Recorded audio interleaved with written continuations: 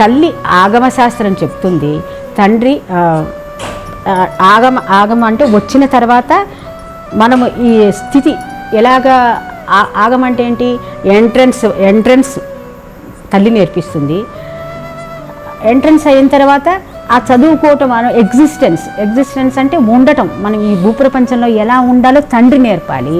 ఈ భూప్రపంచంలోనికి నుంచి exit policy గురువు చెప్తాడు. అయితే మనం ఏమనుకుంటున్నాం, ఎగ్జిట్ పాలసీ మన చేతిలో లేదు కదా, అందరూ తెలియకుండానే చచ్చిపోతున్నారు. కాదు, వేదాలు ఏం చెప్తున్నాయంటే దానికి ఎగ్జిట్కి కూడా ఒక సరి అయినటువంటి విధానం ఉంది.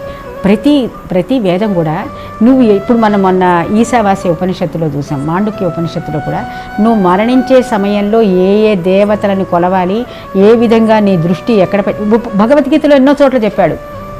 నువ్వు దృష్టి భూమధ్యంలో పెట్టి కానీ, లేకపోతే దృష్టి సహస్రారంలో కానీ పెట్టి ఎలా మరణించాలి అని చెప్పి భగవద్గీతలో కూడా చెప్తున్నాడు.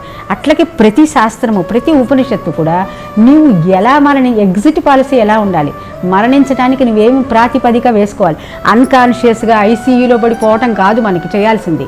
ముందరే ఈ తల్లి ద్వారా నేర్చుకున్నటువంటి మంత్రము, తండ్రి ద్వారా నేర్చుకున్నటువంటి యజ్ఞము ఎప్పుడైతే సరిగా చేస్తూ, గురువు ద్వారా త్యాగం ఎప్పుడైతే కరెక్ట్గా నేర్చుకుంటామో మనకి ఎగ్జిట్ పాలసీ ఆటోమేటిక్గా మనకు వచ్చేస్తుంది.